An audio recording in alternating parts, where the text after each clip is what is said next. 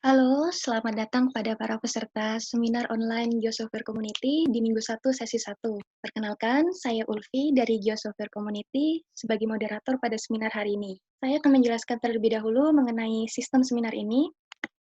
Sesi seminar akan berlangsung selama 90 menit, dan saat webinar berlangsung, seluruh audio dan video peserta akan dimatikan. Untuk pertanyaan, peserta bisa bertanya via fitur chat di aplikasi Zoom setelah materi selesai dan moderator mempersilahkan. Jika ada pertanyaan yang diajukan sebelum dipersilakan, maka pertanyaan tersebut tidak akan dijawab. Untuk pertanyaan yang belum sempat ditanyakan dalam sesi ini, dapat diajukan melalui chat WhatsApp kepada panitia. Untuk teman-teman, jangan lupa untuk disiapkan terlebih dahulu Google Earth Engine-nya agar saat keberjalanan acara nanti bisa langsung ikut belajar bersama. Google Earth merupakan salah satu program yang dikembangkan oleh Google yang menampilkan gambaran bumi dengan didasarkan pada citra satelit. Google Earth telah banyak digunakan oleh para geosaintis untuk berbagai keperluan, seperti melakukan analisis geomorfologi suatu daerah. Sekarang, pada seminar online ini, kita akan mencoba mendiskusikan penggunaan Google Earth dengan tujuan untuk melakukan eksplorasi bahan tambang berupa emas. Materi ini akan disampaikan oleh Mas David. Nama lengkap beliau adalah Dirga David Suhendi, ST. Mas David ini menyelesaikan studi S1-nya pada jurusan Teknik Geologi ITB tahun 2015. Setelah lulus, beliau langsung mengaplikasikan keilmuan geologinya di bidang eksplorasi tambang. Sekarang, Dirga David Suhendi merupakan Regional Exploration Geologist di PT Antam. Kepada Mas David, dipersilahkan. Tes, tes, tes. Tes, tes, tes. Apakah suara saya terdengar, Mbak Ulfi? Iya, ya, masuk, Kak. Oke, oke. Oke, terima kasih Mbak Ulfi atas pembukaannya. Sebelumnya saya ucapkan terima kasih kepada teman-teman semuanya yang telah telah hadir pada presentasi kali ini. Sebelumnya selamat sore, salam sejahtera untuk kita semua. Assalamualaikum warahmatullahi wabarakatuh. Semoga kita semua senantiasa diberikan kesehatan dan aman dari virus corona. Sebelumnya tadi saya sempat agak ketawa, saya disebut beliau-beliau berasa tua banget ini. Jadi di sini saya masih muda, pengalaman masih belum banyak. Jadi nanti mungkin teman-teman apabila nanti yang lebih senior dari saya atau mungkin yang lebih berpengalaman dari saya ingin menambahkan satu dan lain hal, itu saya sangat terbuka terhadap diskusi dan saya persilahkan. Oke, kita mulai. Jadi pada presentasi saya kali ini saya akan mencoba untuk memperkenalkan ke teman-teman.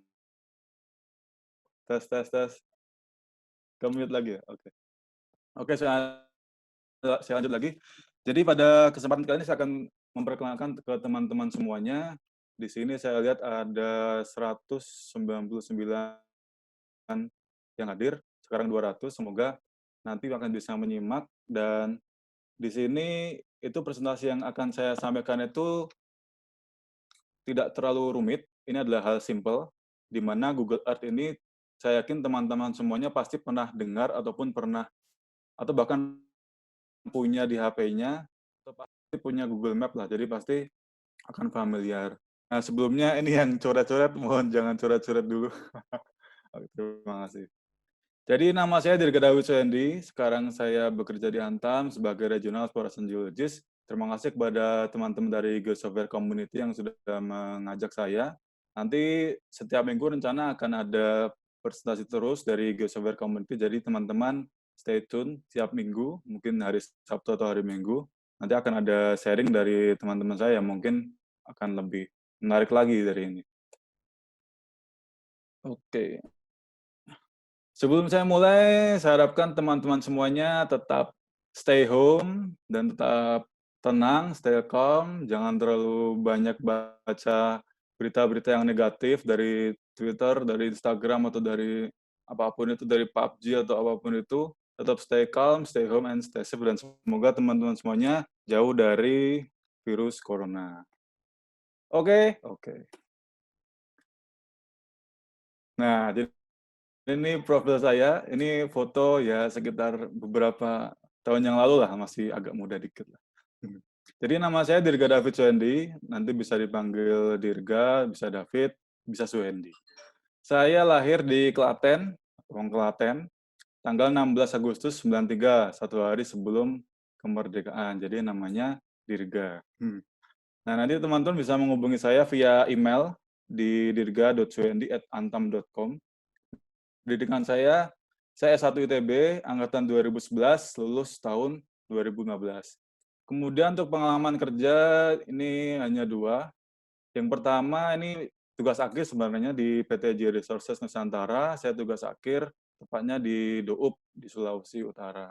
Kemudian dari September 2016 sampai sekarang saya bekerja sebagai Regional Exploration Geologist di unit Geomin PT Antam, khususnya dalam bidang eksplorasi emas di tahapan greenfield.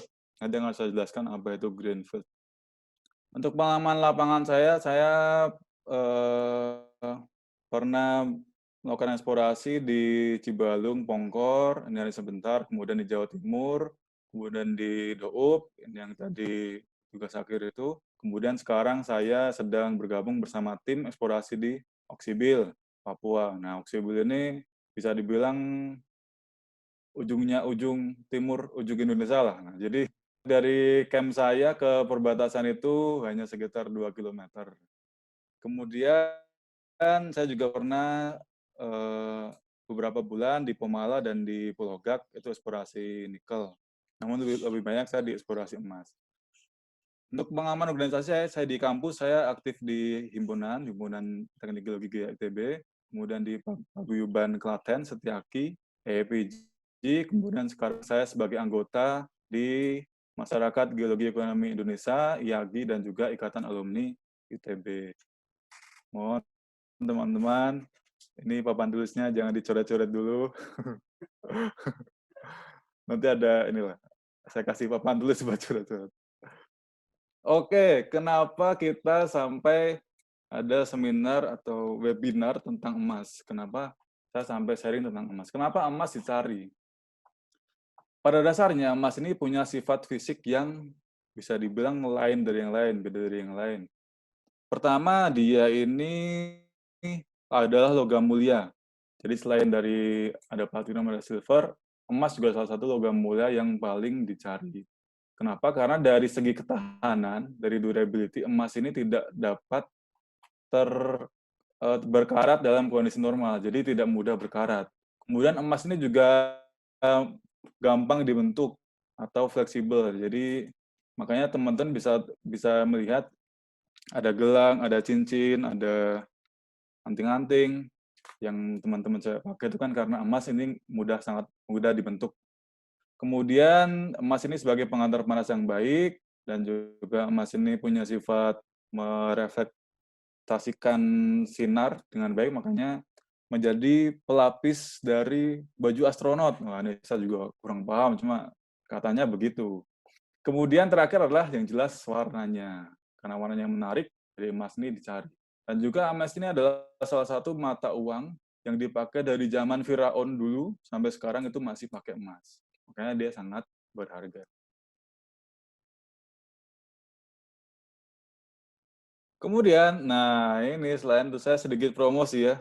Jadi saya tadi pagi cek jam 9.44 itu harga emas Antam itu 958.000. Wah. Jadi ini mengalami kenaikan yang signifikan sebagaimana teman-teman lihat dari tanggal 22 Maret sampai sekarang itu dari 800 ribuan ya, 825 mungkin ini. Sekarang udah sampai 998. Ini kenaikan yang sangat cepat karena dari Oktober tuh masih di angka 700 ribuan, sekarang sudah 958. Kenapa? Karena seiring dengan kondisi dunia yang semakin gonjang-ganjing ini, kemudian ada virus corona pula, makanya orang-orang mulai berinvestasi ke emas, karena emas adalah salah satu safe haven. Jadi kalau teman-teman punya uang berlebih, silakan beli emas Antam. Yeah. Promosi nggak apa ya, dikit.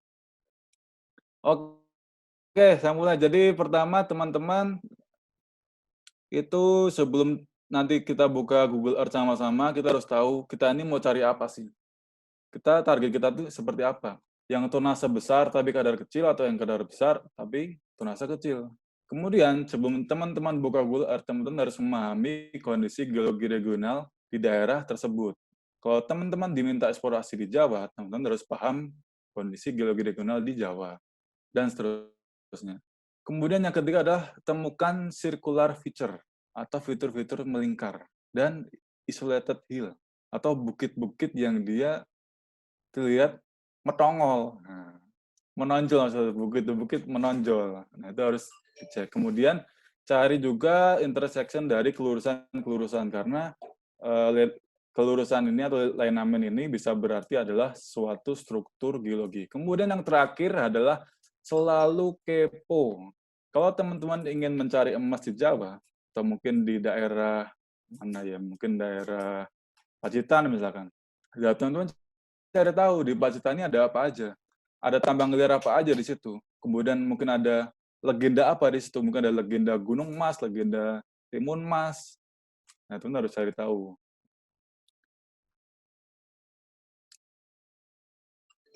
Jadi dalam eksplorasi, kita mengenal beberapa tahapan.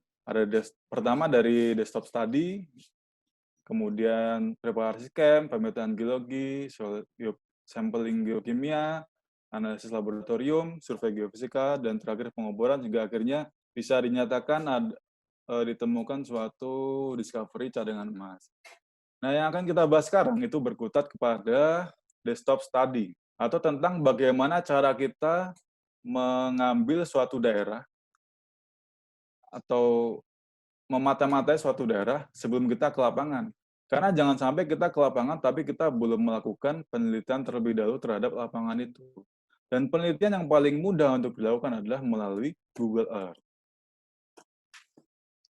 Know your target. Jadi endapan emas di bumi ini tuh ada bermacam-macam. Sebenarnya seperti ini. Ada batuan yang memiliki kadar emas kecil, tetapi dia tonasenya besar. Jadi kadar kecil, tapi dia tonasenya besar. Jadi kadarnya itu merata. Makanya bisa ditambang secara open pit. Contohnya di mana? Di Grasberg, di Freeport. Siapa sih yang nggak tahu Freeport? Kemudian ada yang dia kadarnya kecil, tetapi ada yang kadarnya besar, tinggi, tetapi tonasinya kecil, seperti yang Antam punya di UBPE Pongkor. Nah, teman-teman lihat di sini ada putih-putih ini adalah urat kuarsa, dimensinya paling sekitar berapa nih? Setengah meter lah, anggap aja.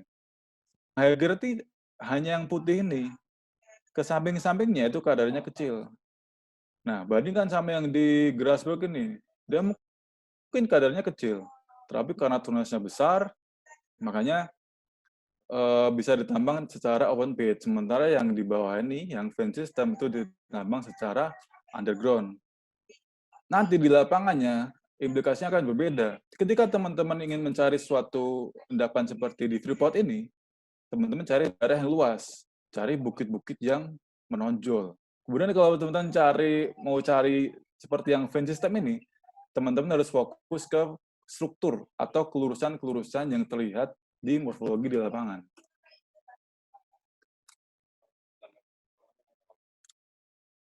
Jadi sebelumnya nanti saya dikasih waktu oleh teman-teman panitia itu presentasi sekitar 1 jam 15 menit ya. Nah, mungkin nanti setengah jam nanti saya akan paparkan konsepnya dulu, baru kita buka Google Earth ya. Nah, tentang konsep endapan mineral.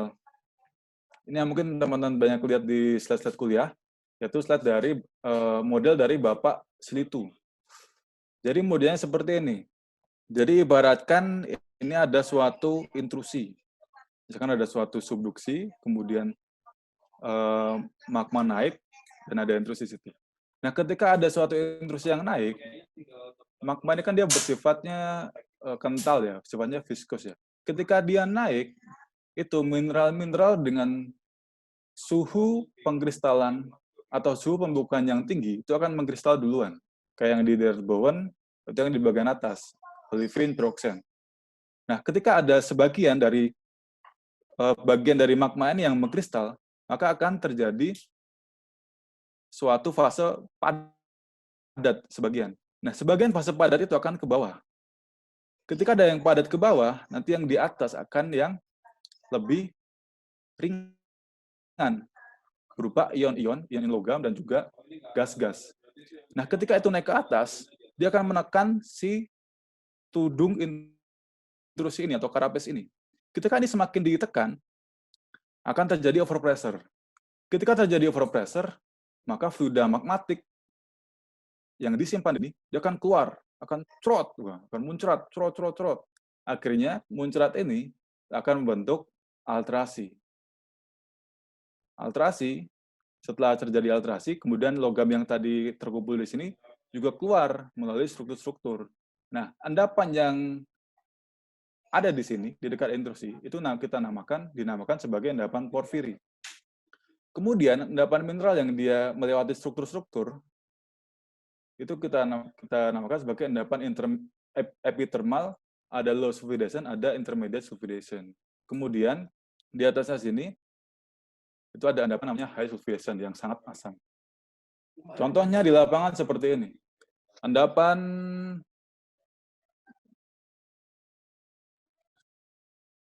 halo. Oke. Endapan porfiri.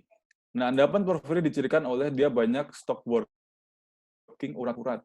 Nah, makanya dia kadarnya kecil. Karena uratnya kecil-kecil seperti ini. Kadar kecil, tonase besar. Bentuknya pun besar. Kita lihat diameter di sini, di batu hijau, itu 1,5 kilometer. Jadi nanti di Google Earth, kalau teman-teman mau cari yang porfiri, itu teman-teman cari dia bukit-bukit yang menonjol. Kenapa? Karena porfiri ini kan dia dari intrusi, batuan intrusif. Batuan intrusif itu adalah batuan yang resisten. Karena dia batuan resisten, maka dia akan meninggalkan morfologi yang menonjol, karena tidak tererosi, karena dia resisten. Itu untuk porfiri.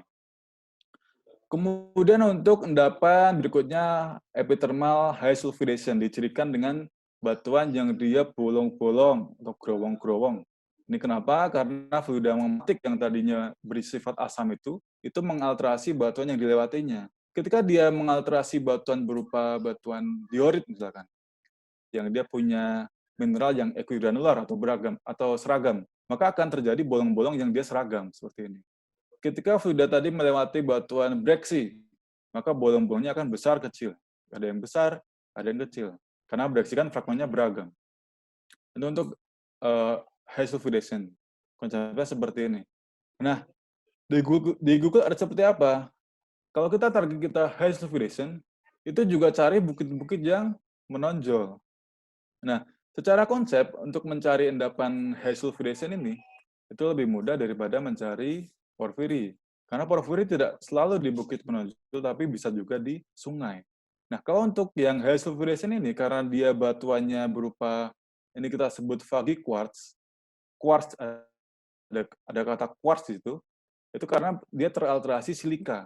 Silika ini adalah alterasi yang terdiri dari kuarsa-kuarsa. Nah, kuarsa ini kan punya kekerasan 7 nih. Dia kan keras sekali kan.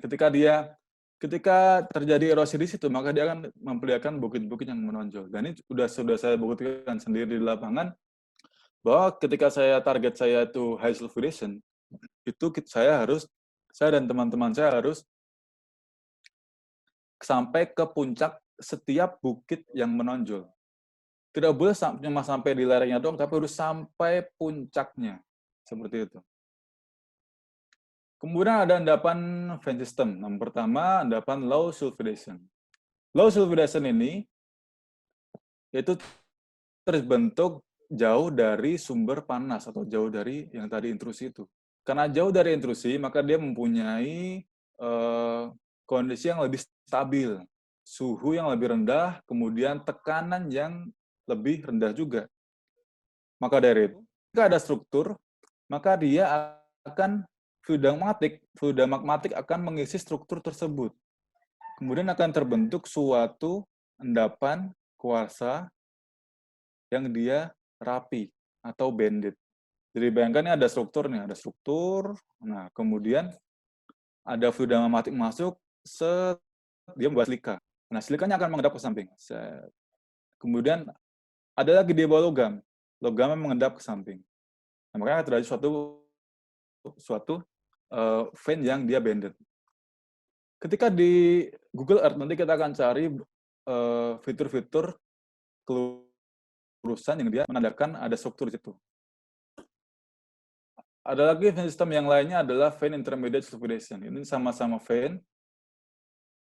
Di Google Earth kita tidak bisa membedakan bedanya mana yang dia kelurusan dari vein LS, mana dari vein IS. Kita cuma bisa tahu kelurusan di situ. Kalau untuk di Jawa terutama, itu Jawa ini adalah daerah dengan erosion level yang tinggi. Makanya vein yang muncul itu kebanyakan vein-vein yang seperti ini.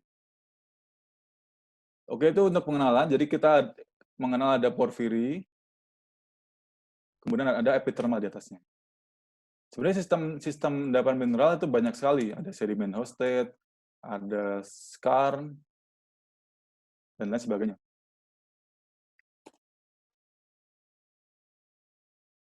Oke, setelah kita memahami sedikit demi sedikit tentang endapan mineral, tipe-tipe endapan mineral, nah, kita pahami dulu nih kondisi geologi regional negara kita, Indonesia. Sebagaimana yang teman-teman lihat, ini adalah pola subduksi, atau busur magmatik yang ada di Indonesia. Yang sekarang ini yang yang bintik-bintik hitam inilah keberadaan gunung-gunung, gunung api yang aktif sekarang. Nah, yang warna-warna ini yang zaman dulu. Yang menarik di Kalimantan ini. Jadi dulu subduksi di Indonesia itu arahnya seperti ini. Pola meratus. Jadi dia agak membelok ke sini. Karena dulu ini adalah bagian dari Eurasia, Sulawesi dan Papua itu masih di bawah. Nah, kemudian ketika Papua yang tergabung dalam kontinen Australia ini dia naik, dia nabrak Kalimantan. Akhirnya jalur subduksinya dia mundur, rollback ke selatan. Nah, sekarang ada di tempat seperti ini. Implikasinya apa? Implikasinya adalah emas itu erat kaitannya dengan busur magmatik atau gambarnya gunung api lah. Nah, gunung api ada di mana? Ada di jalur-jalur ini. Nah, emas ada di mana? Emas ada di daerah gunung api kan. Jadi kalau nanti teman-teman mau cari emas, ya jangan cari di Papua Selatan. Kan nggak ada sejarahnya, ada busur magmatik di situ kan. Atau di mana nih? Di Semarang. Nah, Semarang kan jauh dari gunung. Gitu ya. Kemudian oleh Bapak John Carlile dan Mitchell tahun 94, itu beliau sudah membagi-bagi busur magmatik di Indonesia. Ada busur Sunda Banda, ada busur Kalimantan, Sulawesi, Halmahera, dan Papua. Nah, Kalimantan kenapa seperti ini? Karena tadi kita lihat tadi ada subduksi yang Pulau 400 tadi yang seperti ini. Maka dia membuat Kalimantan punya gunung-gunung di sini. Ada tambang yang besar di sini, tambang milik PTJ Resources, ada Seruyung, ada Kelian, ini masih banyak lagi. Ini ada juga di sini. Di sini juga masih ada potensi emas, karena di sini juga terdapat bekas gunung-gunung. Nah, oleh Bapak Bronto Sutopo, nah ini bos saya sendiri. Oleh Bapak Bronto Sutopo, itu beliau sudah membagi-bagi keekonomisan masing-masing dari busur magmatik itu. Nah, beliau sudah menstudi dari mungkin dari data-data perusahaan, reserve-nya, itu yang paling banyak mengandung emas itu ternyata di belt Papua dan Papua Nugini. Nah, ini mungkin agak miris juga karena kita punya banyak cadangan emas di sana, tetapi yang ditambang itu Freeport, di Grasberg, sorry. Sementara di Papua Nugini itu banyak sekali. Dan mungkin PR kita bersama untuk bersama-sama memajukan Papua. Kemudian tier berikutnya ada di Jawa Timur sampai ke Nusa Tenggara. Berikutnya ada Sulawesi, Halmahera, dan Aceh. Kemudian berikutnya di Kalimantan. Dan terakhir di Sumatera dan Jawa Barat. Di sini ada Martabe, ada Pongkor di bawah, di Jawa Barat. Nah, teman-teman juga bisa mengecek di website-nya Minerba. Ini sudah go public. Jadi teman-teman bisa cek di mana kira-kira daerah yang sudah ada IUP-nya atau izin usaha pertambangannya. Jangan sampai teman-teman udah cari-cari di Google Earth, wah ini secara morfologi bagus ini, tapi ternyata itu punya orang. Nah, jangan, itu ibaratnya teman-teman udah kepoin Instagram cewek, tapi ternyata dia punya cowok.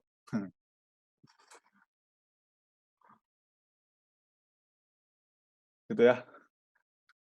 Oke, ketika sudah memahami tentang geologi regional, nah, teman-teman harus paham konsep ini. Namanya, menurut saya ini cukup simple ya. Konsep circular feature atau fitur melingkar, fitur bundar.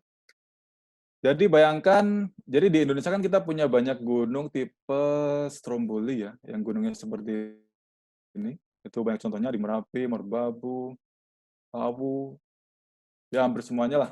Karena kita kan ada di jalur subduksi, Indonesia kebanyakan di jalur subduksi, jadi komposisi magmanya kental, jadi gunung api yang terbentuk pun kebanyakan tipenya tipe Stromboli. Nah, lihat di sini adalah dapur magmanya, atau dari pusat dari si intrusinya. Ketika dia erupsi, keluar, dia akan memuntahkan material-material piroklastik di samping-sampingnya. Entah itu berupa tuf, atau breksi piroklastik, aglomerat, dan sebagainya. Hingga dia akan berlapis-lapis. Jadi nanti, di tengah ini kita akan dapatkan suatu batuan yang lebih keras, atau batuan intrusifnya. Sementara di samping-sampingnya itu lebih ke batuan vulkaniknya. Bahkan ketika gunungnya di bawah laut bisa ada batuan sedimen juga. Nah, ketika si gunung ini tererosi, nih, ibarat tumpeng yang dipotong. Ketika erosinya dalam dan morfologinya seperti ini, nah, teman-teman akan melihat di situ ada suatu fitur melingkar atau circular feature yang kemungkinan itu di tengahnya ada suatu batuan intrusif. Oke. Contoh paling jelasnya ada di Lihir Island, PNG. Ini teman-teman bisa lihat di Google Earth, Lihir Island. Jadi ini tambang yang benar-benar pas di dalam circular feature. Nah, kan ada fitur melingkar nih. Ya. Nah, kenapa dia tidak nambang di sini? Kenapa tidak nambang di sini? Kenapa nambang di tengah sini? Ya karena kemungkinan besar itu karena pusat dari sumber fluida magmatik itu ada di tengah-tengah sini. Yang di sini itu adalah batuan-batuan vulkaniknya. Oh, ini tambangnya. Itu yang pertama ya, tentang circular feature. Oke, sekarang kita tidak jauh-jauh. Karena mungkin mayoritas kita adalah orang Jawa, itu saya beri contoh di Jawa dulu ya. Jawa dan di Nusa Tenggara. Oh ya, jadi selain Google Earth, kita juga tidak boleh lepas dari yang namanya Google Map. Karena untuk Google Earth itu, untuk mencari, untuk melihat terrain, itu kurang bisa kelihatan, jadi kita pakai bantuan Google Map juga. Nah, kita lihat di Jawa Timur sampai di Nusa Tenggara. Kita lihat di sini, jajaran gunung-gunung, nah ini, jajaran gunung-gunung api yang sekarang aktif. Nah, ini kan dia melingkar nih, melingkar tuh. Nah, cuma kita lihat di sebelah selatannya, teman-teman. Meskipun bentuknya rodo kruwel-kruwel atau agak acak-acakan seperti ini, tapi dia masih melihatkan suatu bentuk yang relatif melingkar. Nah, relatif melingkar. Silakan di zoom kalau nggak percaya. Kenapa?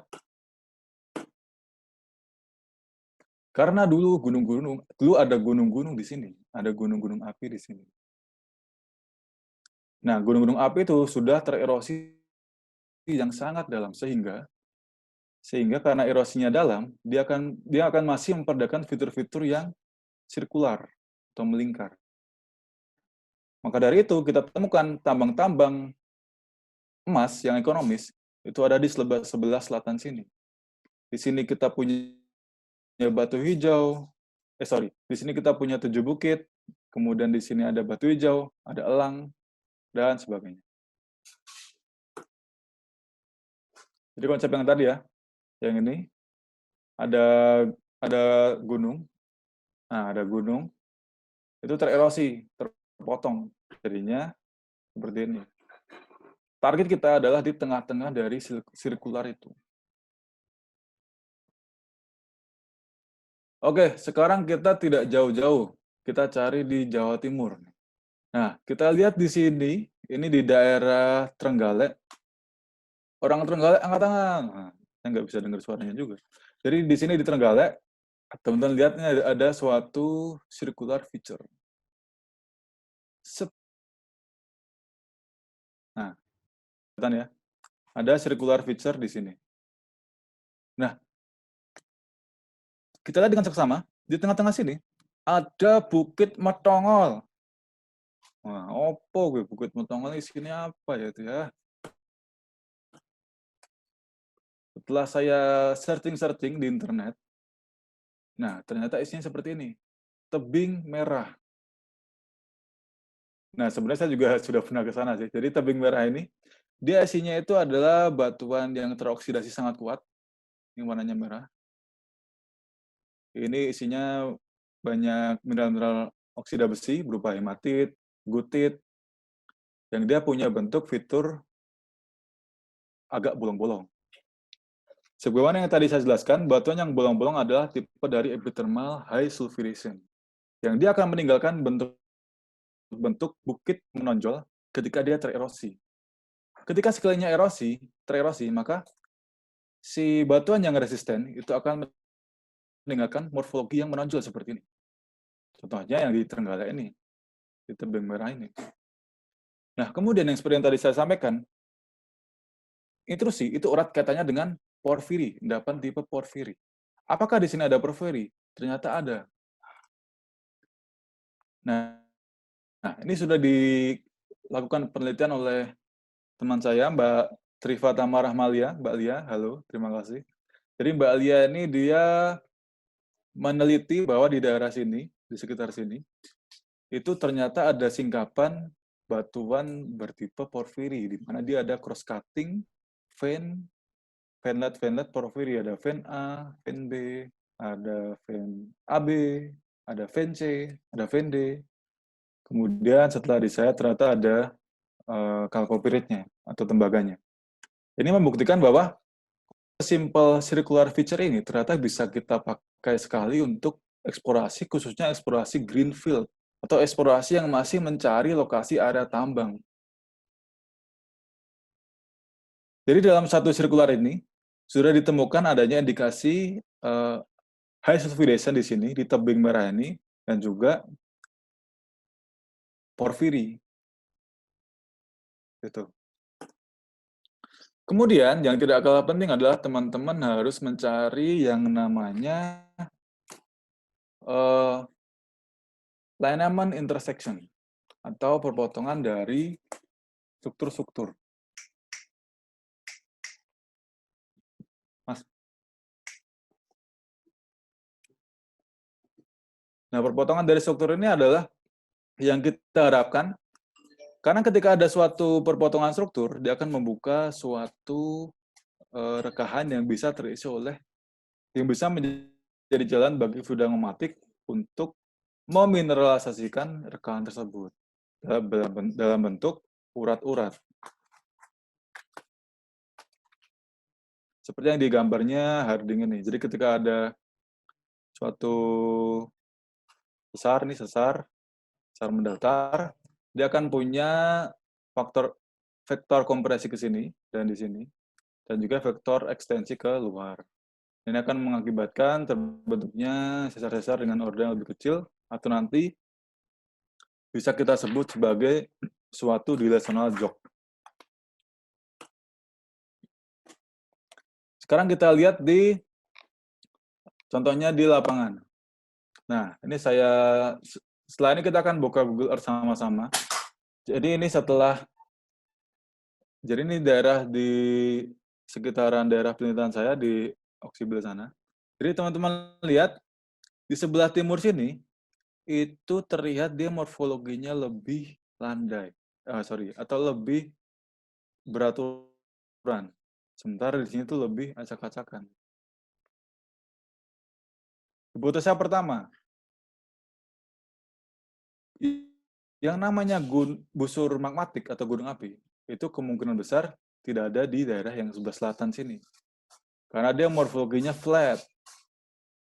Morfologi flat kemungkinan karena batuan sedimen. Oke. Nah, untuk batuan beku atau batuan metamorf, itu dia akan meninggalkan morfologi yang agak acak-acakan seperti ini. Jadi di sini sedimen, di sini sedimen juga. Nah, sekarang teman-teman lihat. Di sebelah sini, itu kita lihat ada suatu lengkuan. Apa bahasa Indonesia nih? Ada suatu curve, ya. Ada curve di sini. Nah, di sini juga ada nih. Nah, jadi kita bisa adalah seperti suatu mata atau bahasa kerennya directional jog. Ini masih indikasi, masih hipotesa karena tetap perlu dicek lapangan. Kalau ini saya interpretasikan dia ada struktur di sini, kemudian ada struktur di sini. Seperti yang tadi konsep yang tadi di slide sebelumnya, konsepnya Bapak Harding, ketika ada dua struktur, itu dia akan punya vektor kompresi ke sini, dan ke sini. Nah, dan dia juga punya vektor ekstensi keluar. Akibatnya dia akan menyeret bagian tengahnya menjadi suatu jok seperti ini. Dan ini adalah salah satu target eksplorasi yang perlu didatangi. Jadi ketika teman-teman di lapangan coba teman-teman explore di Google Earth, coba cari morfologi yang seperti ini. Cari indikasi directional jog seperti ini. Dan hindari daerah-daerah dengan morfologi yang datar. Meskipun masih ada pengecualian di mana yang datar juga bisa berpotensi, tapi tetap kemungkinan yang lebih tinggi itu ada di morfologi yang lebih acak-acakan. Di sini juga masih ada yang lebih kecil lagi, perpotongan struktur, pelurusan, dan lain sebagainya. Saya rasa cukup untuk konsepnya. Sekarang kita buka Google Earth.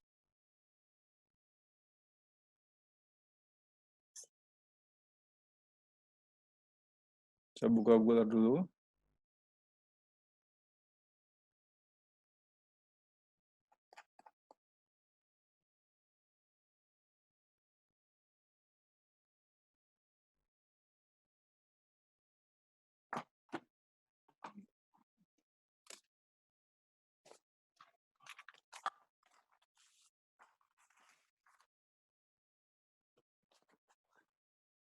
Oke, jadi ini adalah tampilan dari Google Earth.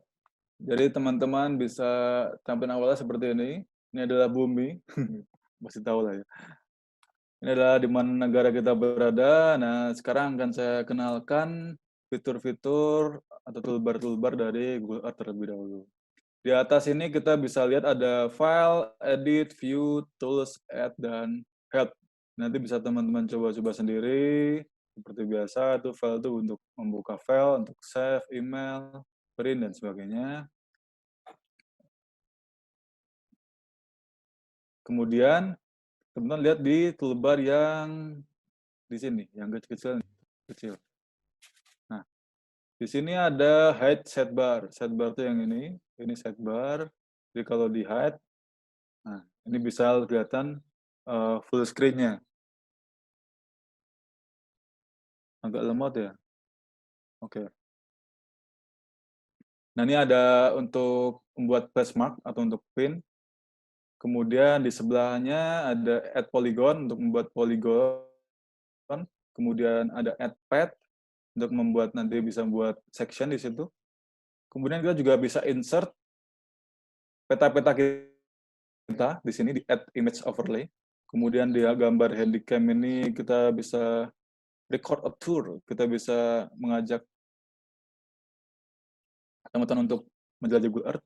Nah, kemudian yang penting di sini nih, di sini ada namanya historical imagery. Jadi di sini, nah, akan bisa teman-teman cek itu foto-foto yang diambil oleh Google dari waktu ke waktu. Ini penting kenapa? Karena muka bumi itu selalu berubah karena aktivitas manusia. Jadi, misalkan teman-teman melihat, wah ada fitur yang menarik ini, kok ada longsor di sini. Nah, teman-teman bisa cek di historical imagery ini, itu sebelumnya morfologinya seperti apa. Atau misalkan, kok ada morfologi kok agak warnanya coklat-coklat.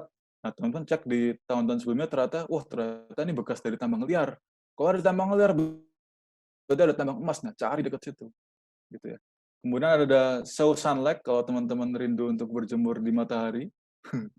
Kemudian ini kalau teman-teman mau eksplorasi di luar bumi silahkan monggo, tapi jangan tanya saya juga belum pernah. Kemudian di sini ada penggaris, ada email. Nah, yang penting juga di sini, di view in Google Maps. Karena untuk mengetahui terrain di Google Earth ini agak sulit karena dia real time kan. Jadi yang kita lihat kebanyakan hijau-hijau seperti ini. Tapi ketika kita view in Google Maps,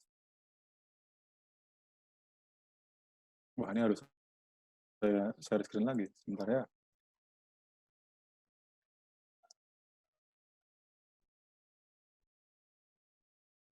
Kita beralih ke Google Map dulu. Google Map. Oke, Google Map. Nah, jadi di sini teman-teman pasti udah pernah nyoba lah di HP masing-masing, itu di terrain. Nah, di sini akan terlihat sekali di mana lokasi-lokasi yang tadi saya jelaskan, busur-busur magmatik yang ada di Indonesia. Sebagai contoh, di Kalimantan, itu karena kita ada Pulau Meratus tadi, jadi kita target eksplorasi emasnya di sini. Dan juga di sini juga. Untuk di Sulawesi, itu kita cari di Sulawesi Utara, Sulawesi Tengah, dan juga mana nih? Sulawesi Selatan. Di Tenggara juga ada, cuma pengecualian. Nah, di sini kita juga bisa melihat fitur-fitur yang lebih terlihat di Google Maps, seperti fitur-fitur sesar. Di sesar Palu Koro di sini, sangat jelas terlihat. Dan di sini juga ada tambang, namanya Citra Palu Mineral. Jadi bukti bahwa ketika ada busur magmatik atau gunung-gunung api, morfologi gunung-gunung api, dia terkena struktur yang sangat kuat, maka kemungkinan besar bisa terjadi suatu endapan mineral yang ekonomis di situ. Contoh lainnya di Sumatera. Nah, Sumatera ini sangat jelas ada sesar Semangko atau sesar Sumatera yang membelah Sumatera dari ujung utara sampai ujung selatan. Ya, ini kita lihat di sini terbelah, kemudian lanjut ke sini, ke bawahnya, masih lanjut lagi ke bawah sampai Lampung. Nah, di sini kita terdapat banyak tambang-tambang emas yang sudah beroperasi di sini dan kebanyakan dia bertipe epithermal. Contoh terkenal di Martabe, Hazel Foundation. Update terakhir saya dengar ada indikasi porofit juga di sana. Kemudian dan banyak lagi tambang-tambang kecil yang dia tipenya vein system. Dan berlanjut Jawa Barat ada tambang Antam, Cibaliung dan Pongkor itu vein system juga. Oke, jadi pertama sebelum teman-teman buka Google Earth, buka Google Map dulu, cek terrain dulu, baru kita cross check lagi di Google Earth. Sekarang kita coba buka Google Earth lagi.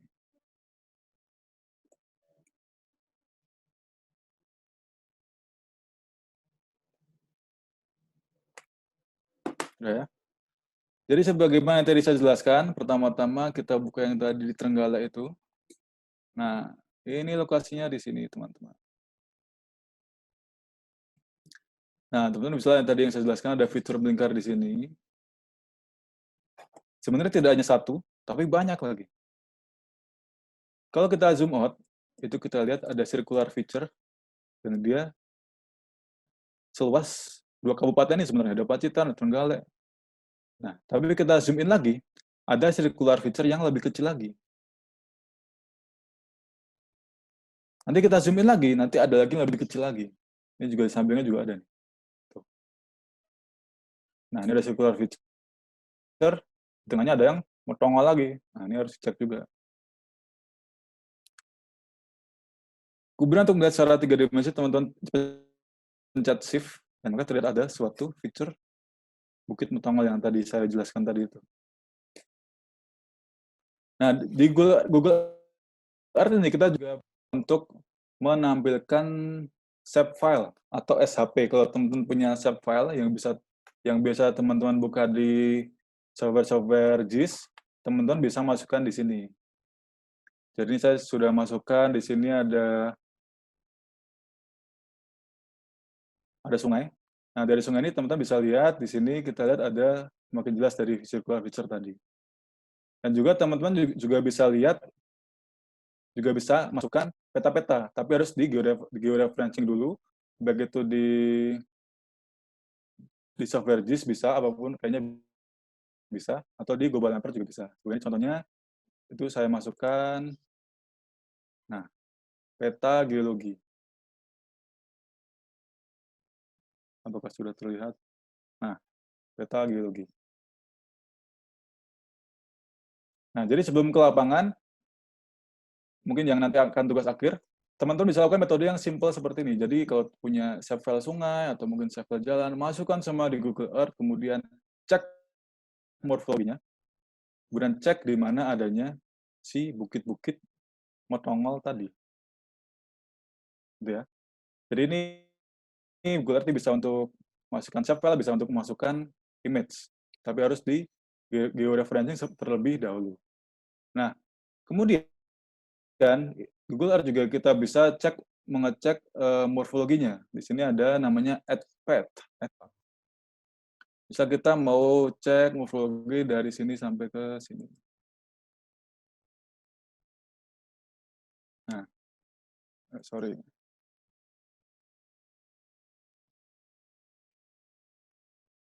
Ini bisa kita namakan section.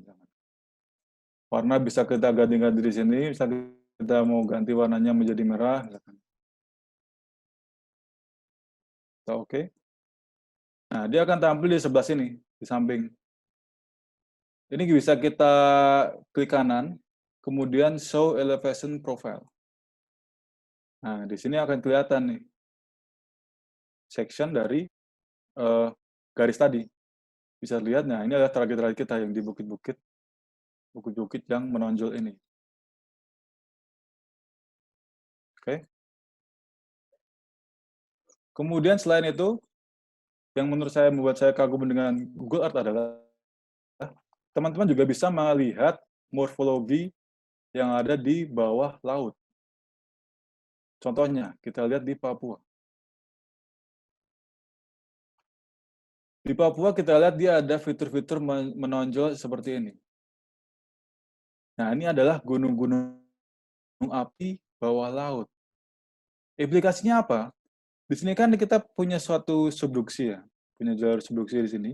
Ketika ada suatu gunung-gunung bawah laut ini atau simoni atau namanya Juri Peak Rise, ketika dia masuk ke zona subduksi, dia kan menyebabkan si lempeng yang tersubduksi itu menjadi lebih landai.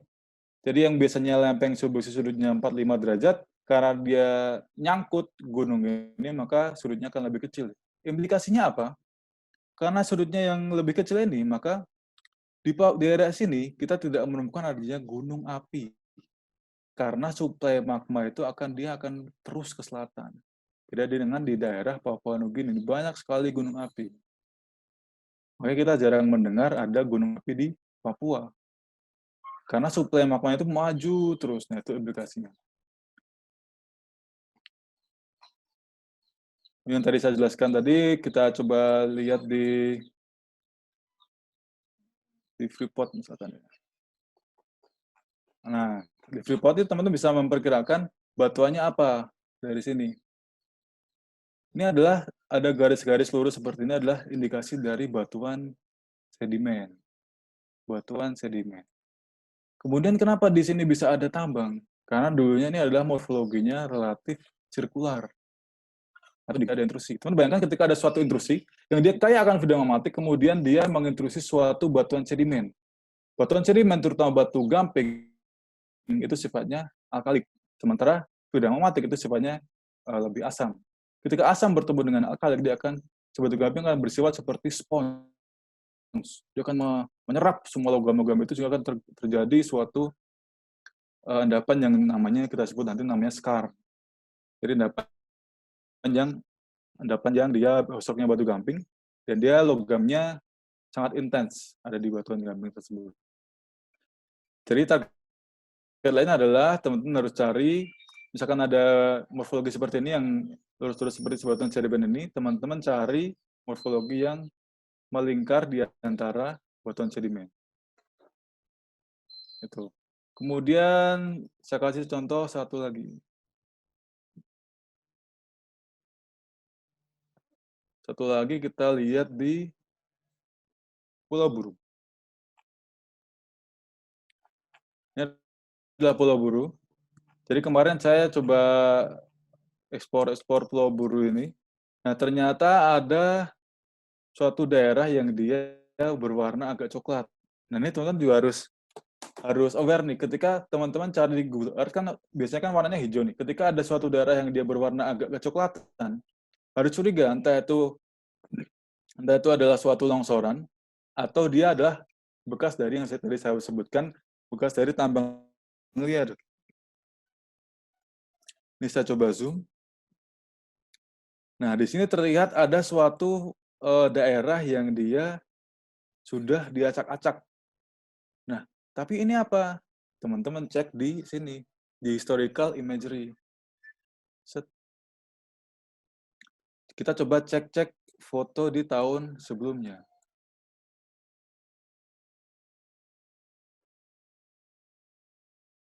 Nah, ternyata dulu banyak sekali tambang liar di sini. Kenapa saya bisa sebut ini tambang liar? Karena dia namanya atap-atap biru ini kemungkinan berasal dari tenda biru. Jadi bukan ada orang nikahan di sini, tapi karena di sini adalah banyak penambang liar di situ. Mungkin sekarang sudah nggak ada. Nah, ketika ada suatu tambang liar di sini, ya teman-teman tinggal cari di sekitarnya. Cari fitur-fitur circular feature yang tadi, cari circular feature, kemudian cari kurusan-kurusan, nah teman-teman cari emas di situ. Satu lagi untuk yang di longsoran. Nah, di sini di daerah Pacitan itu ada juga yang berwarna coklat, itu adalah ada longsoran di sini. Nah, longsoran.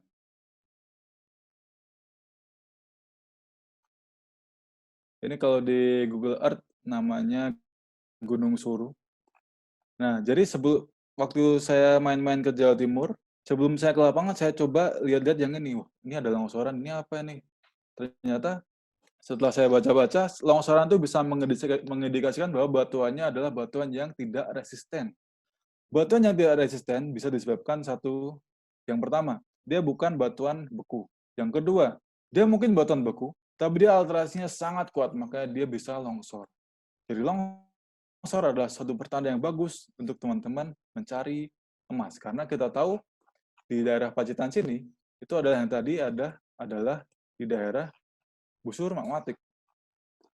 Jadi ketika ada longsoran di situ, teman-teman cek ke lapangan, dan ternyata ini adalah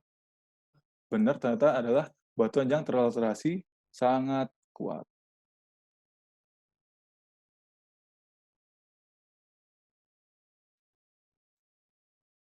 Jam berapa ini? Oke, jadi mungkin untuk pengenalan seperti itu, nanti mungkin untuk diskusinya akan lebih berkembang lagi. Intinya metode yang saya sampaikan sebenarnya tidak cukup.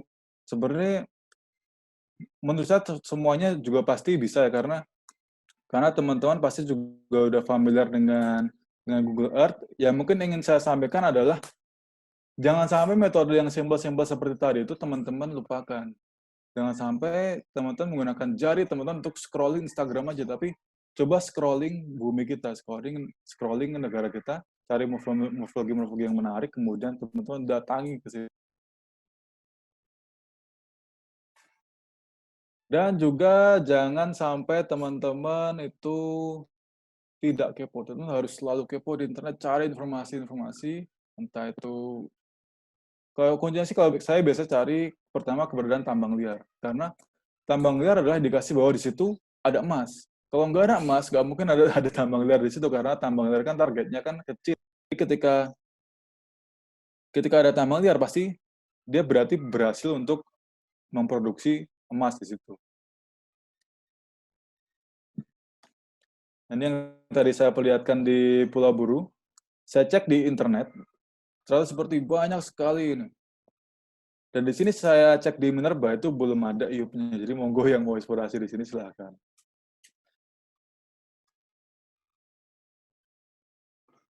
Kemudian selalu aware terhadap warna-warna coklat, karena warna coklat itu indikasi adanya aktivitas manusia. Ini belum berubah. Nah, ini saya coba cari-cari, ada warna-warna coklat di sini, saya googling, dapat ternyata di situ ada tambang liar, bahkan dia memakai helikopter untuk memindahkan batunya. Jadi tambang liarnya sangat sukses sekali, dan ini daerahnya kosong. Belum ada perusahaan yang masuk ke situ. Gitu ya. Kemudian terakhir, jangan sampai teman-teman berakhir di buka-buka Google Earth aja. Karena yang namanya emas itu harus bisa dipegang. Kalau nggak bisa dipegang namanya emas online. Jadi teman-teman harus melakukan apa yang namanya pemetaan geologi. Ketika sudah mengetahui kira-kira di mana lokasinya, teman-teman harus datangi ke situ. Jadi jangan sampai menggunakan laptop aja untuk eksplorasi, tapi harus menggunakan dengkul. Ini bulan lalu saya masih ada di sini bersama teman-teman saya, mungkin beberapa yang ada di presentasi ini ya. Jadi sebelum kita ke sini, itu kita cek-cek dulu, kita di stop study dulu di Google Earth, mau di geologi regionalnya, jangan sampai kita memutuskan untuk nge-camp di sini, tapi kita belum tahu bahwa daerah itu tuh punya potensi atau enggak sih. Seperti itu. Jadi eksplorasi itu adalah suatu hal yang mahal. Jangan ke lapangan dengan mata yang buta gitu. Jadi harus belajar dulu sebaik mungkin. Jadi untuk teman-teman JOS, tetap jangan lupa, yang punya uang berlebih silahkan beli alat geologi dari sekarang. Karena terakhir dari saya, ada pepatah dari Mas Herbert Harold Reed. I suggest that the best geologist is he who has seen most rocks. Jadi, geologis yang terbaik itu adalah dia melihat banyak batuan. Jadi apa yang saya sharingkan hari ini, itu tidak akan saya berani sharingkan ketika saya belum melihat batuannya.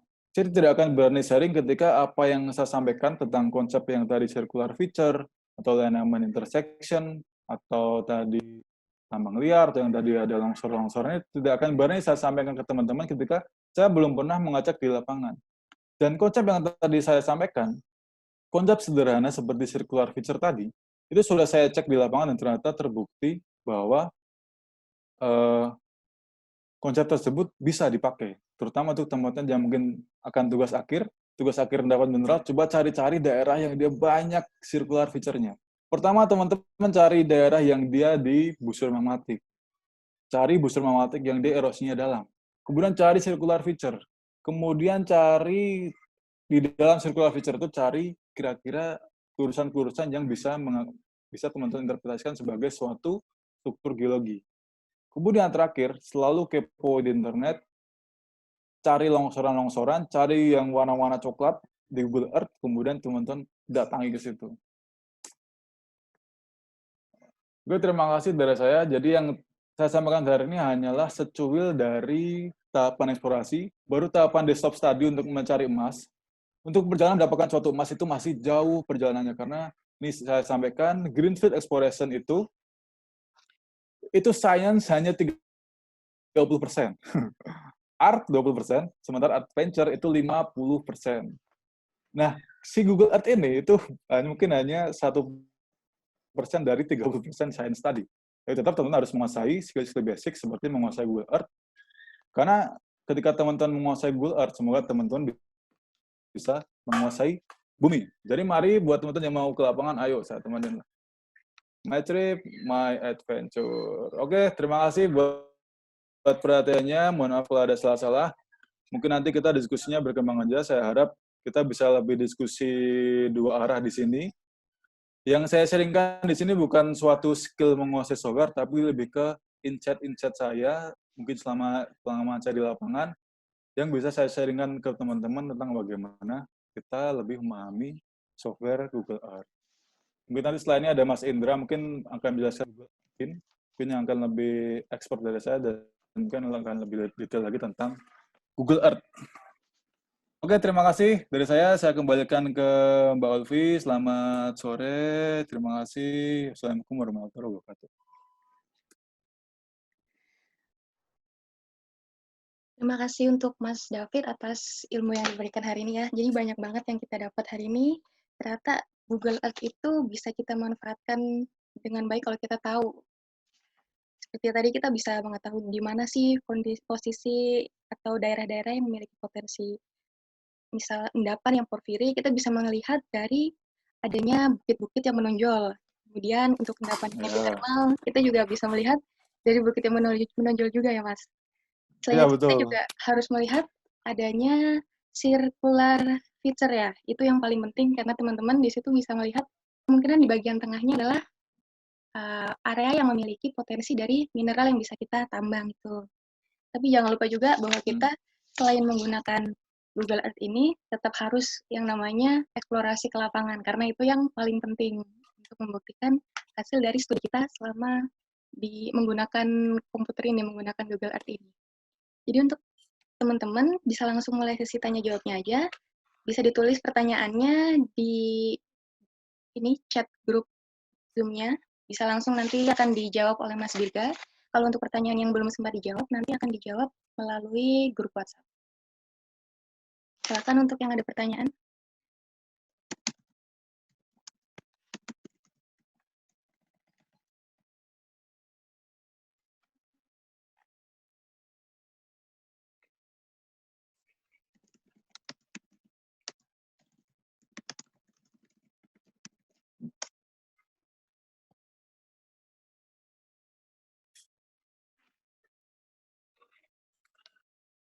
Oke, itu ada Mas siapa itu?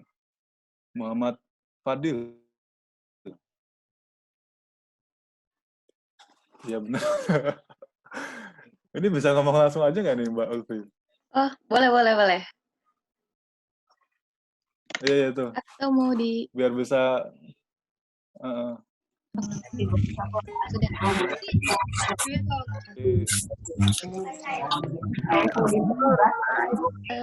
Sepertinya yang mau bertanya angkat tangan aja ya. Oh iya, saya Fadil Mas.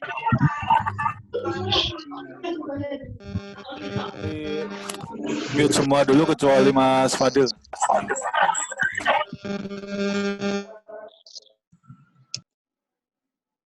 Untuk yang mau bertanya bisa di-unmute sendiri ya.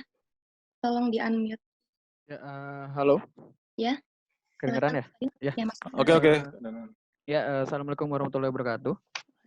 Ya, selamat sore Mbak, sama Mas Dirga. Saya Fadil dari Geologi ITB juga, Mas. Angkatan 2016. Ini Mas, kebetulan waktu bulan Februari kemarin itu saya pernah ikut proyek ke Kaimana di Lobo di Papua Barat. Nah itu kebetulan sebenarnya bukan eksplorasi emas, cuman itu Kaimana? Iya itu proyek geologi teknik Mas dari PLN sebenarnya. Cuman yang saya menarik itu buat saya kan tadi saya juga desktop study saya Google Earth kayak gitu-gitu juga Mas sebenarnya Mas dalam mencari kelurusan, dan kebetulan di situ litologinya batu gamping terumbu juga di Kaimana itu. Formasi formasi Lobo kalau nggak salah namanya. Ya sebelah kanan Mas kalau dicari ya itu. Saya buka langsung. Langsung buka. Bukan di Kaimana, Lobo. Lobo tuh di Teluk ya di bawah lagi Mas. Mana nih? Ini. Bukan. Ke Teluk sebelah kanannya. Ke bawah lagi. Bawah lagi. Ah ya itu pas di teluk itu Mas, yang di jari Mas, yang tadi Lobo itu. Nah ya itu situ. Nah itu yang ada kelurusan sungai. Nah ya itu. Desa Lobo itu. Pas banget di pantai ini kan ada kelurusan itu. Nah itu kebetulan di sana formasi batu gamping terumbu, ada gamping kristalin juga. Dan di belakangnya itu justru batuannya itu ada yang kuarsit, malah ada juga yang marble.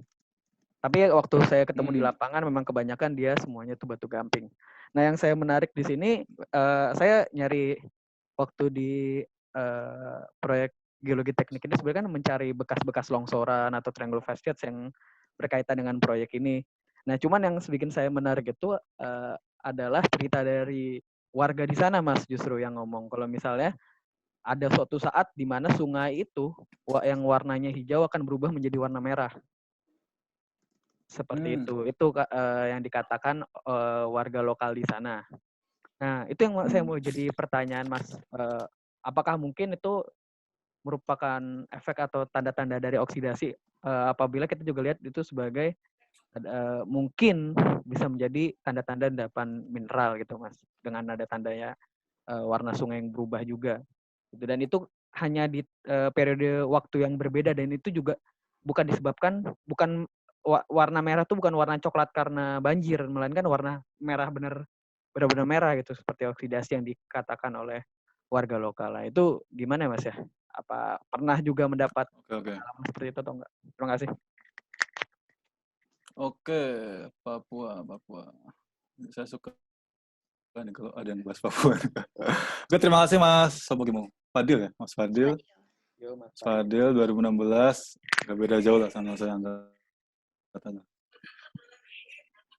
Katanya. Nah, kita buka regional Papua ya.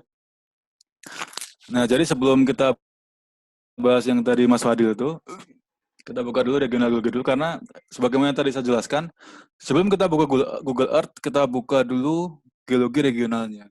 Jadi di Papua kita bisa lihat ada kurang lebih 3 bagian nih. Bagian bawah sini, ini kita sebut sebagai stable platform. Kenapa? Karena dia adalah bagian dari benua Australia. Nah, jadi dulu ini adalah menyatu dengan Australia, kemudian dia naik ke atas hingga akhirnya terbentuk seperti ini. Yang di atas ini dia punya subduksi ke arah selatan. Jadi bayangkan ada kompresi dari selatan dan kompresi lagi dari utara. Akibatnya terjadi suatu kompresi yang luar biasa di sini mengakibatkan terbentuknya Papua Fault Thrust Belt, PFTB, Papua Fault Thrust Belt. Jadi banyak gunung-gunung yang sangat ekonomis di sini. Kenapa ekonomis? Karena ada 2 kompresi tadi dari utara dan selatan, sehingga itu erosinya tidak kuat seperti di Jawa. Jadi ibaratnya dulu ada suatu endapan mineral, dia tidak tererosi, itu dia naik terus, tadi ngumpul-ngumpul terus, dan kemudian karena intrusinya nambah-nambah terus, akhirnya muncullah ada Grasberg dan sebagainya. Ini banyak sekali ya, tapi ini sayangnya yang banyak di Papua Nugini, di kita masih sedikit ini. Oke, kembali ke yang tadi pertanyaannya Mas Fadil. Tadi tuh Lobo di daerah sini ya, kalau nggak salah agak selatan sini ya. Kiri lagi nih, tepat di leher. Di leher. Oh, oke. Nah, kalau kita lihat di sini, kurang lebihnya daerah Lobo itu berada di antara si stable platform ini dan juga di Papua Fault Thrust Belt. Si stable platform ini kebanyakan adalah batuan sedimen. Oke, batuan sedimen. Kemudian di atas sini adalah kebanyakan batuan intrusif. Tadi dari Mas Fadil, dia bilang bahwa ada legenda sungainya berubah berwarna coklat. Nah, di sini morfologi lebih tinggi di mana? Di atas ini kan. Kenapa ada coklat? Berarti di daerah utaranya Mas Fadil tadi, itu kemungkinan ada aktivitas manusia. Apakah itu entah tambang liar atau apa, saya juga belum pernah ke sana. Sekarang kita lihat di Google Earth-nya. Google Earth. Oke. Kaimana. Oke. Nah, kita lihat morfologinya. kayak mana nih morfologinya? Dia relatif, dia lurus-lurus nih. Lurus-lurus. Kalau Mas Fadil menemukan suatu batuan sedimen, itu ya karena dia relatif, dia morfologinya seperti suatu batuan sedimen. Dia lurus-lurus seperti suatu bedding. Tapi kalau Mas Fadil menemukan batuannya dia ada marble, ada apa tadi? Ada kuarsit, itu mungkin juga karena dia dekat dengan busur magmatik atau dekat dengan Papua Fault Thrust Belt tadi. Karena ketika ada busur magmatik di atasnya, bukan tidak mungkin si intrusi itu mengintrusi batuan sedimen sehingga terjadi suatu endapan berupa skarn di sini. Dan mungkin saya kasih bocoran sedikit ya. Mana nih? Oke.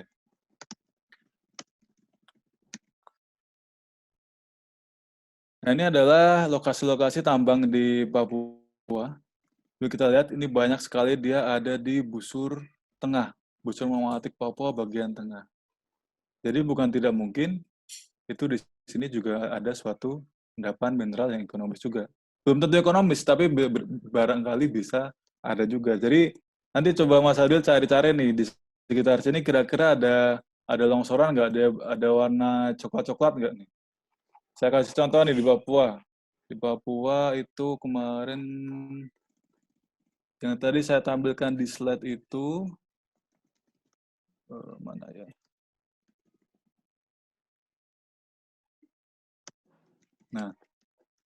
Nah, yang tadi saya tampilkan di slide itu yang ini Mas Fadil. Jadi kamu coba cari tahu nih di sekitar situ kira-kira ada yang kayak gini nggak? Nah, ternyata yang tadi seperti ini tuh setelah saya googling di internet ternyata adalah suatu tambang liar. Dan saya cari infonya di masyarakat, ternyata ini adalah lokasi helipadnya nih. Jadi tambang liarnya dia punya helipad, punya helikopter buat mendaratkan helinya buat ngambil tambang-tambang, buat ngambil batu-batu itu. Jadi gitu Mas Ari, jadi tetap kepo, saran saya cari-cari di sekitar situ ada apa, dan satu hal yang bisa saya petik dari cerita dari Fadil bahwa dia ini punya salah satu skill dari geologis yang harus dibutuhkan, yaitu adalah skill untuk bermasyarakat. Jadi jangan malu untuk tanya-tanya ke orang-orang karena ketika di lapangan itu yang paling tahu adalah warga. Bahkan kalau kalian S3 sekalipun pasti kalah sama penambang liar kalau buat tahu nih batunya kadarnya berapa. Seperti itu mungkin. Semoga bisa menjawab. Iya, terima kasih Mas Dirga. Terima kasih banyak. Sudah cukup Oke. jelas. Ya, semoga kamu kesana lagi. Amin, amin. Ada pertanyaan selanjutnya nih Mas, dari Bu Rahel. Pertanyaannya, apakah metode ini bisa digunakan untuk hidrotermal?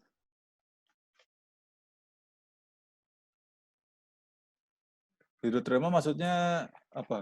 Mungkin untuk mencari Geothermal apa? lokasi yang potensi atau prospek untuk hidrotermal gitu mungkin. Ya, jadi gini ya. Halo, ya Bu Rahel. Bu. Assalamualaikum Mas Dirga. Waalaikumsalam Bu. Ya, jadi gini, saya dari Universitas Negeri Gorontalo, di Gorontalo, Sulawesi loh. Sulawesi Utara. Yang menarik metodenya ini, kebetulan kita lagi mencoba kajian geotermal. Nah, kebetulan alat untuk kita di Gorontalo itu agak minim untuk eksplorasi geofisikanya geotermal. Nah, kita mencoba untuk mapping dulu secara Google Earth, kebetulan baru saya dapatin. Nah, bisa nggak kalau kita gunakan itu untuk melihat reservoirnya, bagaimana kapasitas hidrotermalnya, atau mapping dulu di bagian bawah permukaan, gitu. Itu satu. Yang kedua juga kita sedang melakukan mapping untuk environment lingkungan gitu. Misalnya untuk logam berat gitu, pencemaran. Apakah juga Google Earth bisa kita gunakan untuk mapping seperti itu? Itu aja sih Mas Dirga. Terima kasih ya. Oke, baik. Terima kasih Bu Rahel. Mungkin boleh tahu Bu, kalau lokasinya kira-kira di mana Bu ya? Kalau yang geothermal itu di Pentadio Resort. Jadi di Gorontalo langsung aja Pentadio Resort. Dekat Danau Limboto. Karena kemarin saya lagi risetnya di Danau Limboto. Oke. Nah Pentadio itu. Resort. Ya.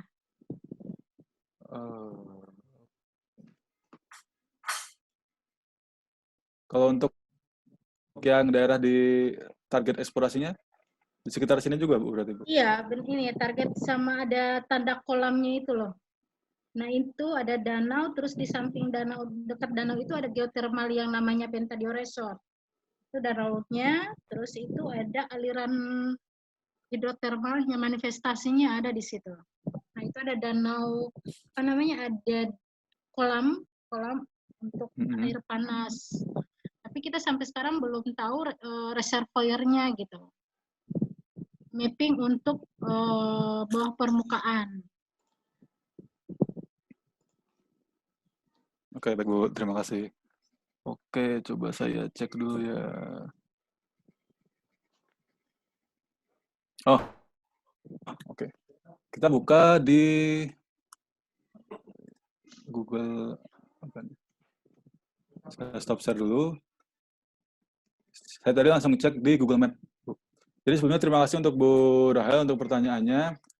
Jujur nih saya juga belum pernah di geothermal sebenarnya, cuma mungkin saya coba dekati dengan konsep-konsep yang saya pahami, karena untuk geothermal itu dia erat kaitannya dengan epithermal. Jadi yang tadi saya sampaikan di endapan epithermal, karena geothermal dan epithermal itu sama-sama dia di kedalaman yang dangkal.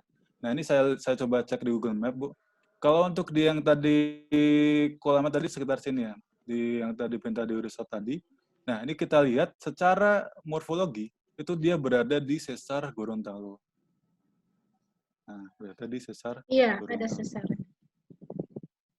Jadi ada busur magmatik di sini, kemudian ada sesar. Nah, kemungkinan besar ini sesar ini masih aktif sampai sekarang, sehingga mengakibatkan bentuknya ini dia sangat terbelah dan bahkan terbentuk suatu kolam di sini, suatu manifestasi geothermal yang ada di situ.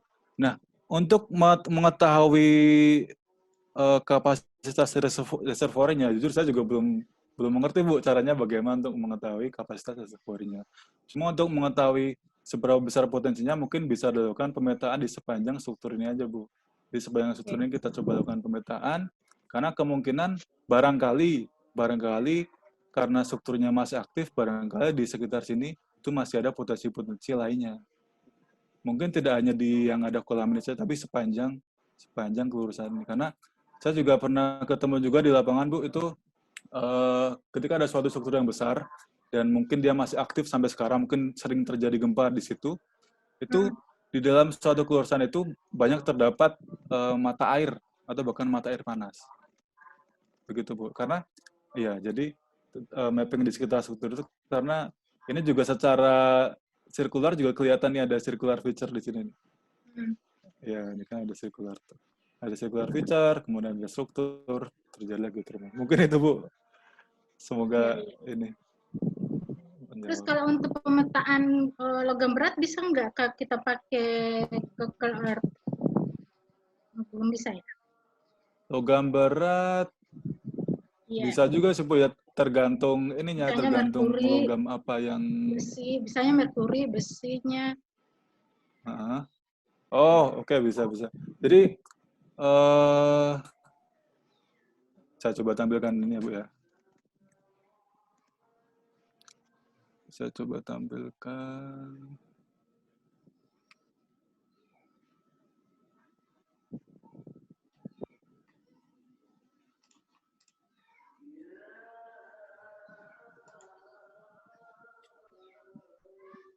Kita waktu dulu Bu, 1 menit. Iya.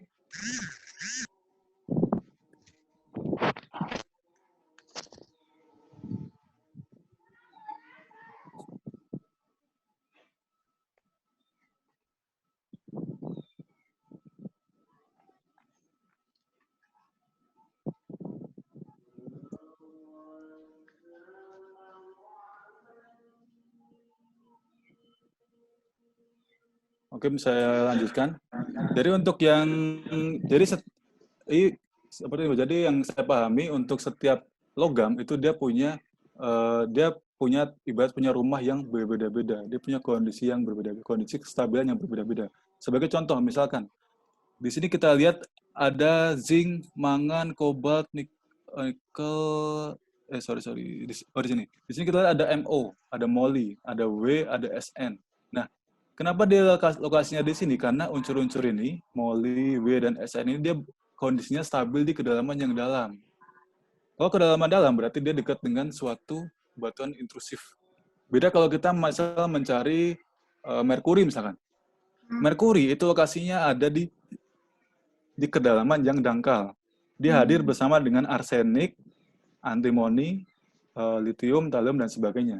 Jadi implikasinya ketika target kita adalah suatu merkuri misalkan, merkuri atau arsen misalkan, kita cari daerah-daerah yang ada indikasi epithermal. Epithermal indikasinya apa? Epithermal indikasinya adalah suatu struktur yang terlihat sebagai layanan di Google Earth seperti itu.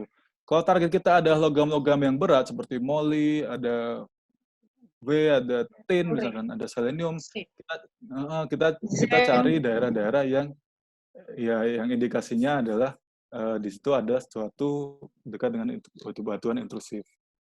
Mungkin seperti itu, Bu. Ini dari Pak Scott Haley. Oh, iya. Oke, Mas. Makasih ya, Mas Dirga. Siap, terima kasih, Bu. Pertanyaannya. Oke, jadi sebenarnya masih ada beberapa pertanyaan lagi nih, tapi mengingat waktunya sudah mepet, jadi mungkin nanti pertanyaan lainnya akan kita jawab di grup WhatsApp ya.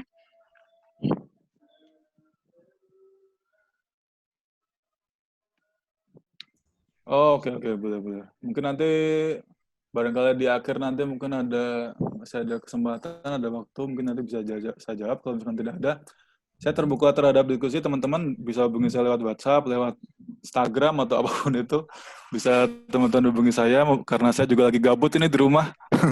Work from home udah hampir 1 bulan, agak gabut. Jadi kalau misalkan teman-teman masih ada yang tanyakan, silahkan. Monggo. Akhir kata, saya ucapkan terima kasih kepada teman-teman semuanya atas perhatiannya, atas atensinya, atas pertanyaannya. Semoga kita semua bisa menjadi geologis yang paham software, tapi juga mau untuk menggunakan dengkul ke lapangan. Oke, terima kasih. Saya kembalikan ke Mbak Ulfi. Selamat sore. Salam sejahtera untuk kita semua. Terima kasih buat Mas David atas waktunya dan ilmunya yang sudah dibagikan hari ini. Untuk teman-teman, nanti untuk sesi selanjutnya kita akan ada sharing dengan Mas Indra, yang nanti kita akan mulai dari jam grup Zoom ini akan kita mulai dari jam 18.20. Jadi untuk teman-teman nanti bisa langsung gabung saat linknya sudah dibagikan ya. Untuk seminar hari ini cukupkan untuk sekian. Terima kasih semuanya yang udah gabung. Assalamualaikum warahmatullahi wabarakatuh.